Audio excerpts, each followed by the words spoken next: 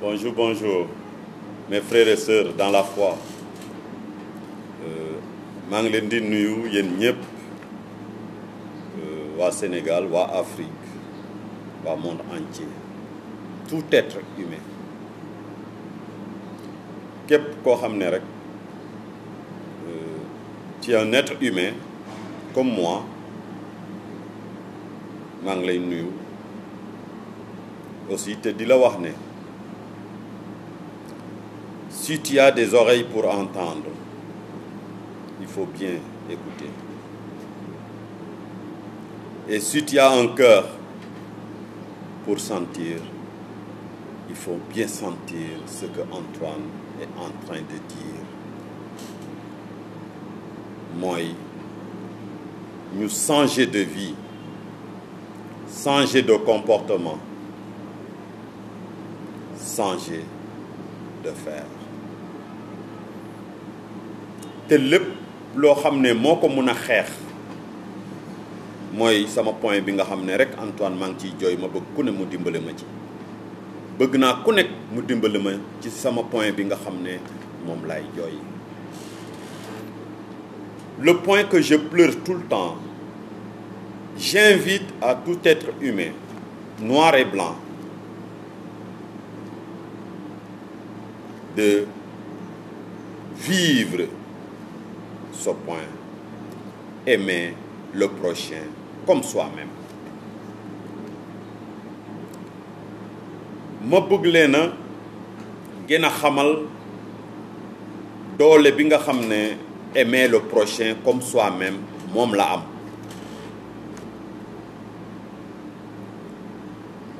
te loolu def ñuy dimbale ci par rapport même les religions ku nekk ak religion ku ne mun a respecter religion moromam te ki nga xam ne moom moo respecter religion kooku moo respecter religion moromam mais ki respecté wul religion kooku kese mooy xas religion moromam kooku kese mooy xas tariixa moromam mooy ki nga xam ne respecté wul boppam. te ñun ñëpp xam nañ ko que tu sois chrétien que tu sois musulman xam ngeen ne kilifa jàmbur loo ko wax rek ay taalibeem dinañ dal sa kaw kon loolu nit war na ko moytu. te ñun ñëpp xam nañ ko que tu sois chrétien que tu sois musulman bi nga xam ne suñu maam suñu papa suñu lépp ci yoon bi muy Saint Abraham ñu koy wax Ibrahima ba mu nekkee ci yoonam loolu dal na ko ñi nga xam ne gëmuñ ko woon lool am na koo xam ne daf ko doon insulter di ko wax ne xamul daraak mënul daraak gëmul daraak kii suñ ko toppee dañuy surox ak di ko saaga bi mu ko saaga jarbaatam Eliezer di xeex ak kooku ba bi mu daanoo mu jël xeer bu kooki Abraham wax ko ne Eliezer tegal xeer bi parce que violence réglé wul dara mu ne xam naa ne ce lâche là def la doon saaga mais bàyyil violence réglé wul dara loolu kese catholique bu ne xam na ko musulman bu ne xam na ko kon loolu kese njàngat la ci loo xam ne ci kilifa jàmbur ci sëriñu jàmbur ba ci tarixa jàmbur c'est ça à plus forte raison tarixa bi nga xam ne da nga ko fee fekk ay de grâce li nga xam ne da nga ko fee fekk bàyyi ko soo mënul rek demal bàyyil tarixa jàmbur que tu sois mouride que tu sois tidiane que tu sois chrétien que tu sois musulman yéen ñëpp fii ngeen ko fekk képp koo xam ne aussi buggoo mais bàyyil religion jàmbur mais bul critiquer keneen bul critiquer beneen religion c'est pas normal daa fekk yow respecté woo sa bopp ku respecté boppam du critiquer religion jàmbur te ñi nga xam ne ñoo fi def religion yi def tarixa yi ñoo bokk ànd di dem comment se fait-il yéen ngeen di ŋaññante baa xeexante baa leneen c'est pas normal refee dat et je m'excuse sax maa ngi làkk séeréer loolu du yoon c'est pas normal ça c'est le premier point ci aimer le prochain comme soi-même le deuxième sàcc alalu jàmbur bëggoo ku la sàcc kon boog bul sàcc alalu jàmbur parce que bëggoo tu veux pas qu'on vole tes habits ton argent quoi que ça soit sur toi kon arrête de prendre de voler le prochain loolu day rejoindre ci aimer le prochain comme soi-même ndax su nekkee bëgg nga nit ki comme ni nga bëggee sa bopp doo ko sàcc wax dëgg yàlla ndax bëggoo ku la sàcc beneen bi mooy fen mentir man daf may jàpp ci bopp nit di janoog moromam di wax mu wóor la ne même avant de parler tu réfléchis ça te yow même avant de parler ça wóor la na ne yow da ngay fen ngay manqué kooku respect di ko fen loolu mooy fonkoo sa bopp soo bëggoon kooku comme ni nga bëggee sa bopp doo ko fen mu rejoindre sur ce point encore mooy aimer le prochain comme soi-même parce que si tu aimes ton prochain comme soi-même tu vas pas le mentir et c'est trop gênant en réfléchissant vraiment et après cette réflexion tu sors ça dans ta bouche mais toi-même tu sens que vraiment tu es en train de mentir et ce mensonge va partir vers un prochain. C'est dangereux. Ça c'est le plus dangereux. Mentir baaxul nit warul janoog nit rek di wax mu wóor la ne yow li ngay wax amul nga continuer di ko wax rek mu koy dégg ba di la gëm te la ngay wax yépp dara amu ci rafetul kon yow billaay loolu rafetul kon nga xam ne yow fonkoo sa morom comme sa bopp parce que soo ko fonkoon nit ki soo ko fonkee comme sa bopp billaay doo janoog moom di ko fen ndax bëggoo ku la fen nu mënta demee amul kenn ku bëgg ku ko fen boobu aussi mu rejoindre sama point bi kon war nañ bàyyi loolu xel détourner banque détourner caisse détourner ay xaalisu jàmbur ba même xaalisu nit tu veux pas qu'on te le fasse kon bul ko def service bi bu ko def groupe boobu nga nekk bu ko def say nit bu ko def sa xarit parce que amul kenn ku bëgg ñu détourner xaalisam kon boo xaalisu jàmbur bu ko détourner kon fonkal sa morom comme sa bopp pour loolu yëpp mu mun a dañ ci sa xel c'est ça et vraiment loolu yëpp day rejoindre ci aimer le prochain comme soi-même parce que dama leen di gën a éclairciral lan mooy aimer le prochain comme soi-même te mos naa leen ko wax am na benn ay vidéo yoo xam ne j'insiste sur ça damay insister ci loolu pour xam wan leen le poids qu'il fait aimer le prochain comme soi-même poids bi mu am ci diine poids bi mu am ci diine kenn xamul nu mu day waaw aussi aimer le prochain comme soi-même nga engagé wu ci service ci liggéey la nga engagé wu nu mu mënta demee kenn forcé wu la yow yaa engagé wu ne bëgg nga liggéey bii te dinaa ko def normal kon boog la nga engagé wu def ko normal parce que yow même su nekkee tool la muy service muy leneen liggéey boobu nga xes a wax ne waaw mën naa ko waaw dinaa ko def ko correctement loolu mooy yoon parce que buggoo ku jël sa tool def ko lu ko neex buggoo ku jël sa service def ko lu ko neex buggoo ku jël sa alal def ko lu ko neex kon boog loolu rejoindre ci aimer le prochain comme soi-même soo fonkee nit ki comme sa bopp alalam da nga ko sàmm alalam da nga ko liggéey tranquille alalam da nga ko def comme sa alal loolu mooy yoon loolu mooy aimer le prochain comme soi-même te loolu mooy engagement am na fu ma ko wax un engagement daa fort c'est ça oui bëgg naa oui dinaa ko def oui dinaa dem daa fort kon nit war na fonk loolu aussi aimer le prochain comme soi-même par la volonté de Dieu yàlla may la grade boo xam ne tu es au-dessus de ces gens de grâce bul abuser wu ci grade bi bul abuser wu ci grade bi képp koo janool sa élément boo janool xamal ne c'est un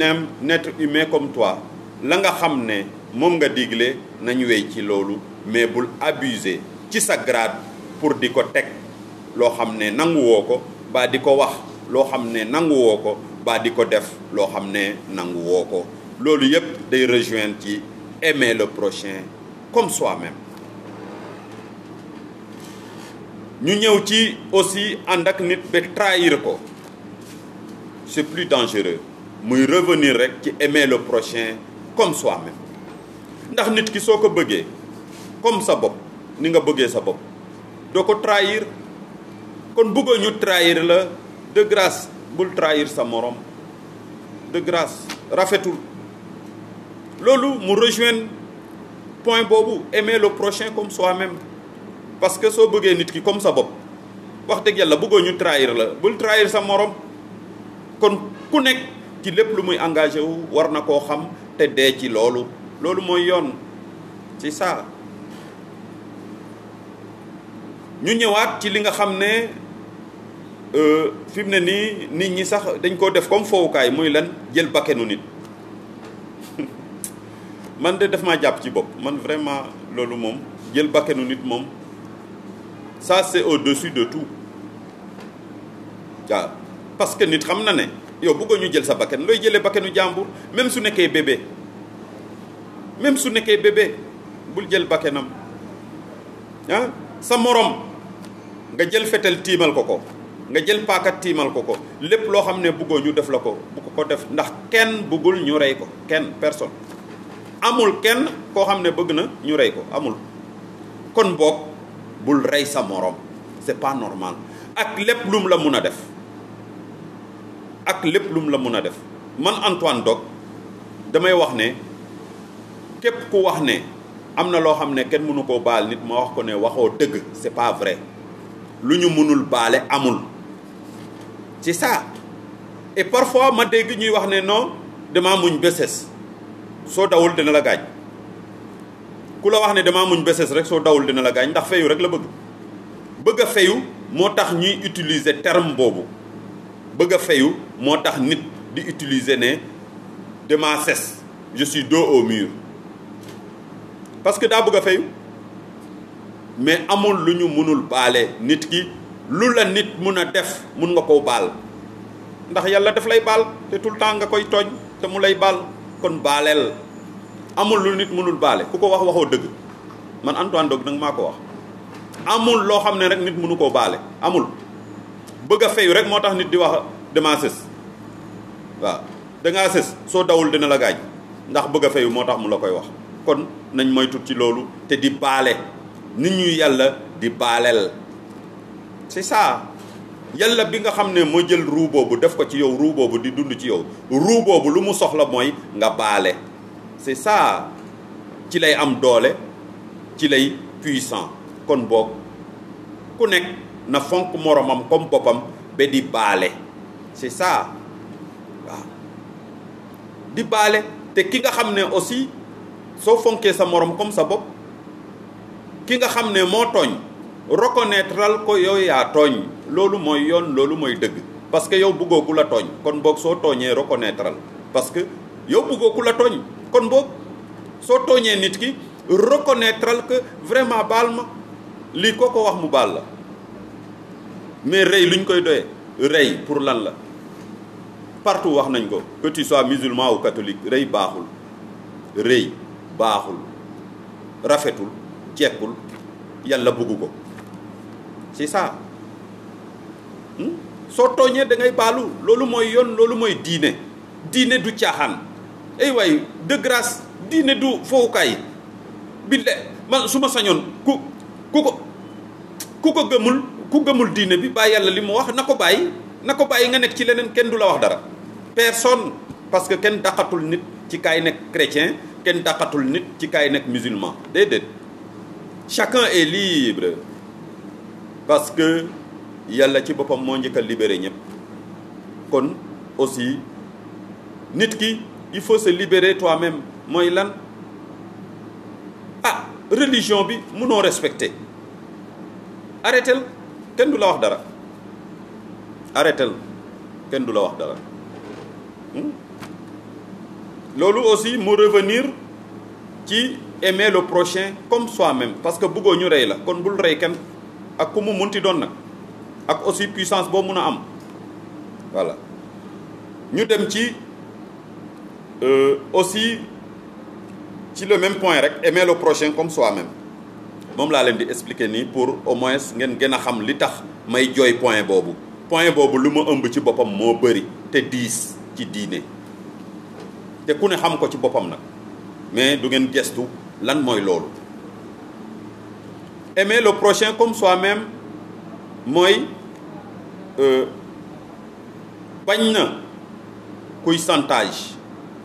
bañ na kuy demee doole force bañ na kuy demee violence pour se sentir satisfait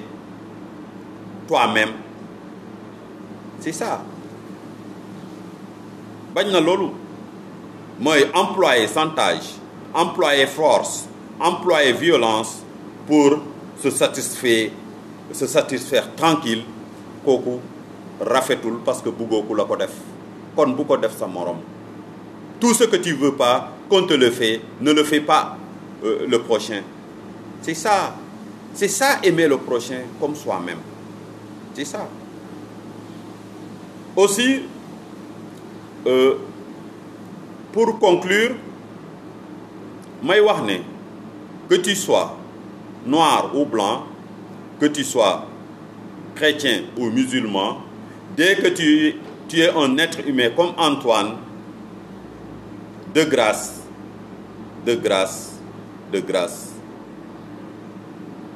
nañ rejoindre loolu mooy tout ce que tu ne veux pas qu'on te dit ou bien qu'on te fait ou bien qu'on te traite ne le fais pas à l'autre ne le parle pas à l'autre ne le traite pas à l'autre loolu mooy diine loolu mooy dëgg loolu la yàlla bëgg loo bëggul bu ko teg sa morom loo bëggul ñu wax la ko bu ko wax sa morom loo bëggul ñu traité la bu ko traité sa morom lii mooy dëgg lii mooy li ma leen cité nii sànq ba léegi loolu mooy aimer le prochain comme soi-même c'est ça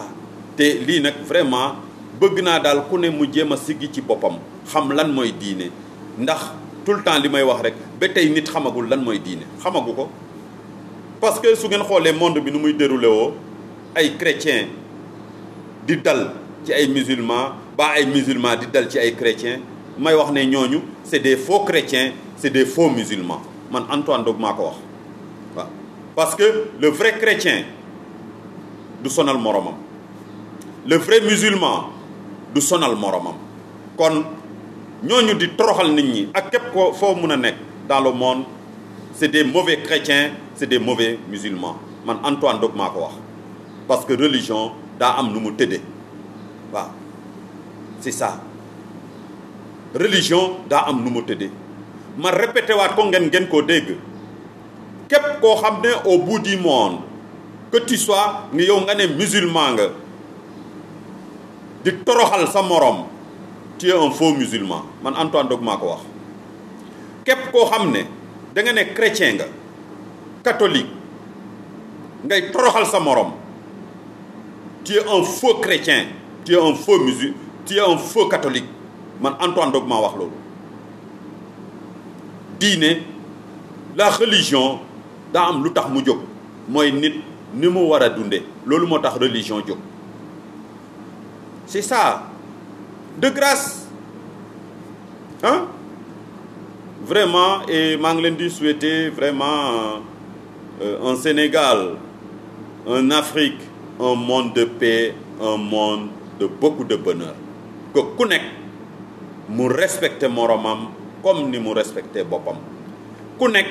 di sentir moromam comme ni muy sentiree boppam c'est ça et vraiment merci beaucoup et ba beneen yoon merci